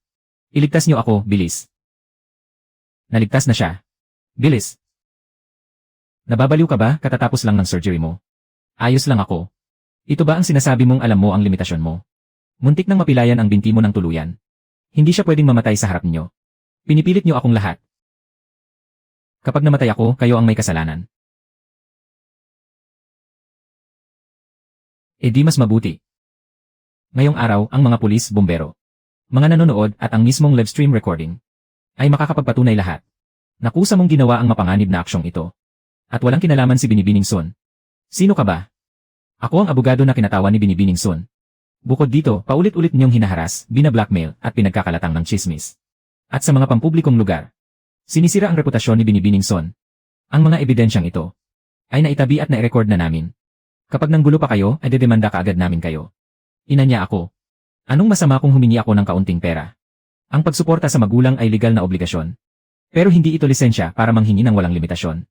Kung pumirma ka, kumuha ng pera at patuloy na ng gulo, hayaan nating ang mga otoridad ang magpasya. Dito, ang legal na proseso ay idinadaan sa korte. At sa mga pamamaraan ng pulisya. Pareho lang. Ang panukala namin ay 1,000 yuan na sustento buwan-buwan. Nababayaran taon-taon. At pipirma rin ng kasunduan na hindi ninyo gagambalain ang isa't isa. Hindi ninyo na maaaring sa anumang paraan. Gambalain ang buhay ni Binibining Sun. Ang kanyang trabaho at negosyo. 1,000, ginagawa mo ba akong pulubi? Sa ngayon, hindi naman kayo ganap na walang kakayahang magtrabaho. At saka, gaano ninyo ba talaga inalagaan si Binibining Sun noon? Magpipresenta rin kami ng mga ebidensya. Kung aabot talaga ito sa korte, ang perang ipagkakaloob ay maaaring hindi mas mataas dito. Ako ang tunay niyang ina. 1,000 lang ang ibibigay niya sa akin. May-ari siya ng mall. Nakatira siya sa malaking bahay. Dahil ba may pera ako, dapat niyo na akong sipsipin hanggang sa matuyo. Ako ang nanganak sa'yo. Ibinenta rin niyo ang aking kinabukasan. Minura ninyo ang aking lolo at lola. At ginamit ang aking kahinaan para kumita ng pera. Liu Lili, ang kadugo ay hindi password sa riyan. Muntik nang mamatay ang ina ni Hiwen kanina. Talagang napakawalang puso mo ba? Hindi naman kayo muntik mamatay kanina. Kundi pumalpak lang ang pag-arte nyo. Pumirma na kayo para sa 1,000 yuan taon-taon. At huwag niyo na akong guguluhin pa sa hinaharap. Huwag niyo na ring pakialaman ang aking kumpanya at mga empleyado. Hindi mo pwedeng gawin ito sa akin. Ako ang ina mo. Mula noong araw na ginawa niyo akong kasangkapan. Hindi ko na kayo ina. Binibining Liu, narito ang mga pulis. At mayroon ding video recording. Kung pipirma kayo ngayon, ito ay kasunduan. Kung hindi, dadaanin natin ito sa legal na proseso. Ang bulok na baging na nakapulupot sa puno ay hahadlang sa paglaki nito. Dapat na itong putulin. Sun Huiwen, talagang gagawin mo ba itong sukdulan? Pumirma na kayo. Para mapanatili niyo pa ang huling natitirang dignidad ninyo. Kung hindi kayo pipirma, ay dedemanda ko kayo. Ay dedemanda ko kayo hanggang sa hindi na kayo makalapit kahit sa pinto ng Sun Menje. Hindi ba't napakahalaga sa inyo ng inyong reputasyon? Kaya pumili na kayo. Masyado lang talagang naipit ang ina ni Hiwen kanina. Hindi ang pagkawala ng inyong anak ang ikinakatakot ninyo, kundi ang pagkawala ng inyong gatasan. Binibining Liu, simula ngayon, Mangyaring mahigpit na sundin ang kasunduan. Kung hindi ay idedemanda namin kayo anumang oras. Halika na, sumama kayo sa amin para magbigay ng pahayag. Napakaginhawa sa pakiramdam. Hindi lang maginhawa, kundi malaya na rin sa wakas.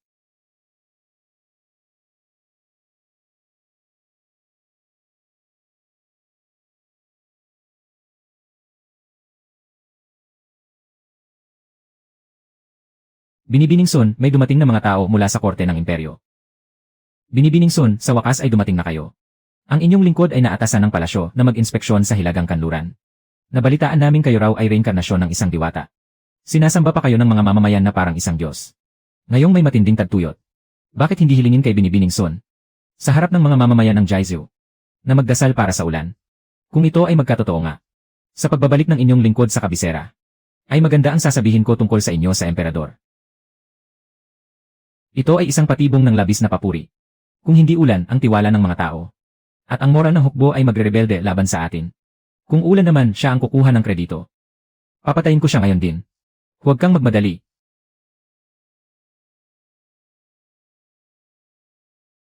Sabi sa weather forecast. May malakas na convection sa Hilagang Kanluran nitong nakaraang 2 araw. Ngunit ang panahon, walang sinumang makakatiyak. Ang pagkakataong ito ay isang pagsusugal ng buhay. Binibining Sun, naghihintay ang lahat ng mamamayan. CJ. Kung gayon, magsimula na po kayo. Nais kong manalangin para sa ulan sa harap ng mga mamamayan ng Jiazhou. Upang makita rin nila ng malinaw gamit ang sarili nilang mga mata. Binibining Sun, bubuksan ko rin ang aking mga mata ngayon upang masaksihan ito. Upang makita kung paano humihingi ng ulan ang isang diwata. Kung hindi magtagumpay, agad kong pupugutan ang bastos na yunukong iyan. Huwag magmadali, maghintay pa tayo ng kaunti.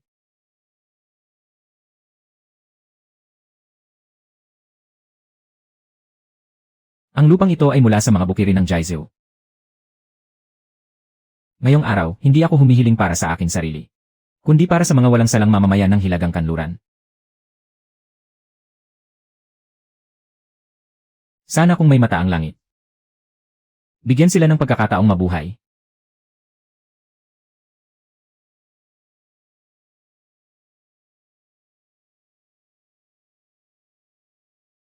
Binibining Sun, ang pagsasalita lamang ng magagandang salita ay hindi makapagliligtas sa mga mamamayan. Manahimik ka.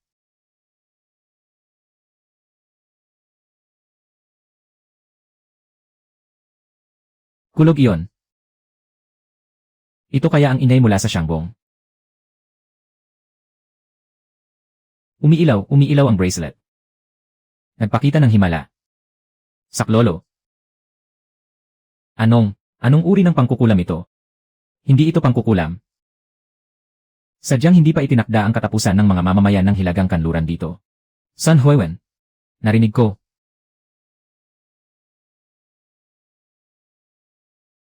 Pakiusap, diwata, iligtas niyo kami. 3 araw nang walang maiinom na tubig ang anak ko. Maawa po kayo, Panginoon sa langit. Bigyan niyo ng kahit kaunting tubig ang Hilagang Kanluran.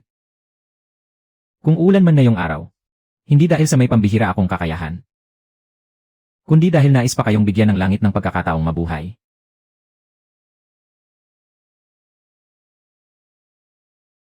Impossible. Umuulan nga. Diwata, patawarin niyo ako. May mga mata nga ako. Ngunit hindi ko nakilala ang tunay na diwata.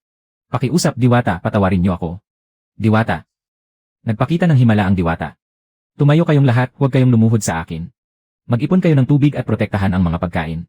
Alagaan niyo ang mga matatanda at mga bata. Hukbong Sun, makinig sa utos. Protektahan ang imbakan ng pagkain at gumawa ng mga kanal. Tulungan ang mga mamamayan na makapasok sa mga silungan. Kahit ang pinakatumpak na hula sa panahon, ay hindi mapapantayan ang makita ng sariling mga mata. Ang pagpatak ng ulan na nagliligtas ng buhay. San Huiwen. Pagkatapos ng araw na ito, kikilalanin ka na ng lahat ng mamamayan ng Hilagang Kanluran. Mali. Hindi. Kundi ang tadhana ng Hilagang Kanluran ay pumanig na sa akin. Pagbalik ko sa kabisera, tiyak na iulat ko ito sa mahal na emperador. Na nagpababa ng ulan ng diwata upang iligtas ang libo-libong mamamayan ng Hilagang Kanluran. Tandaan mo nang mabuti, sadyang hindi pa itinakda ang katapusan ng mga mamamayan ng Hilagang Kanluran. Binibining Sun, sa ibaba ng ilog. Mabilis na tumataas ang antas ng tubig. Mukhang hindi nakakayanin ng lumang dike ng ilog. Kunin ang mapa ngayon din. Sa pansamantalang tolda ng hukbo. Ang mga bahaging ito ay may mga dating dike na gawa sa lupa. Kaya pa nitong tumagal ng 2 araw sa pinakamatagal. Kapag dumating ang pinakamalakas na agos ng baha, hindi maililigtas ang 30 linang kapatagan sa likod nito.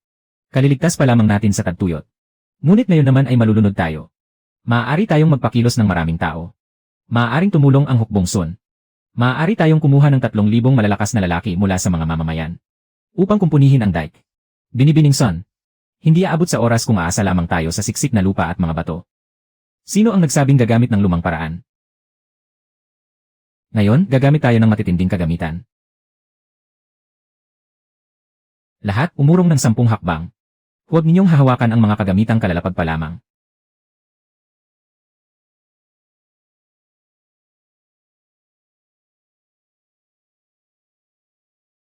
Ito. Sa pagkakataong ito, pati bundok ba ay dinala rito mula sa mundo ng mga diwata. Ito ang semento na binanggit ni Binibining Sun noon. Tama, hindi ito mahiwagang lupa. Ito ay isang bagay na kayang magpatatag sa daloy ng ilog. Kung ano ang sabihin ni Binibining Sun, iyon ang inyong gagawin. Sino mang mangahas na humawak ng walang pahintulot, ay parurusahan alinsunod sa batas militar. Masusunod.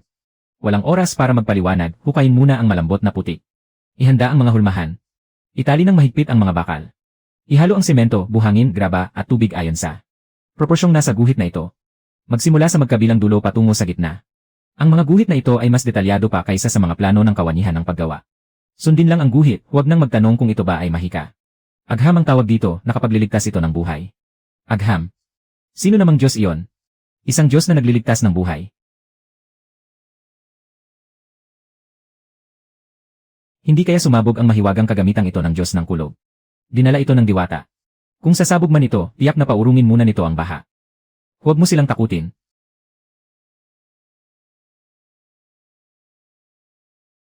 Hahatiin ang buong hukbo sa 3 pangkat.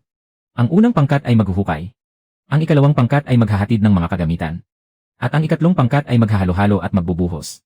Pamumunuan ko ang mga opisyal upang bantayan ang proporsyon. Ang bawat pagkakamali sa isang sako ay parurusahan ng 10 palo ng baston. Huwag puro parusa lang ang alam mo. Hindi dapat masyadong malabnaw ang semento. Kailangang itali ng mahigpit ang mga bakal. Itali ng maayos ang mga dulo.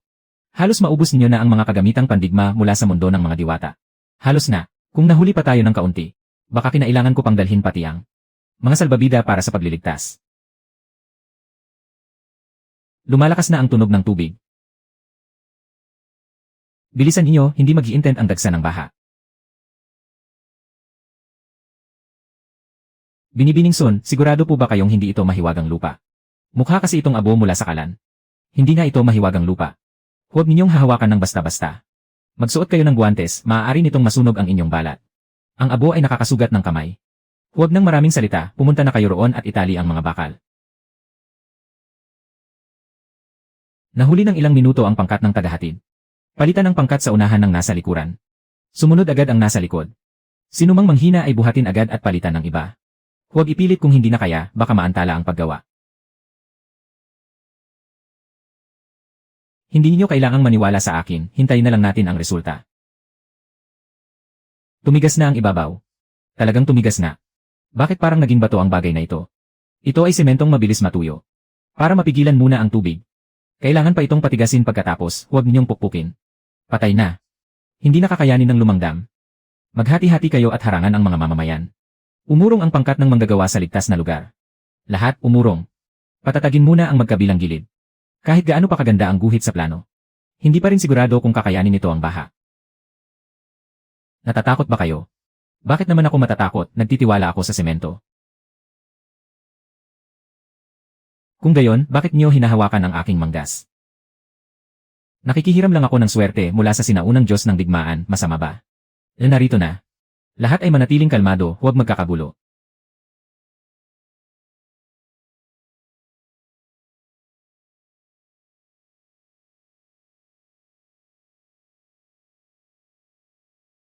May lamat ba? Huwag kayong lalapit ng labis.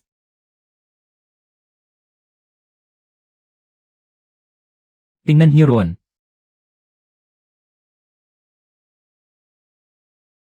Magpakatatag kayo, magpakatatag.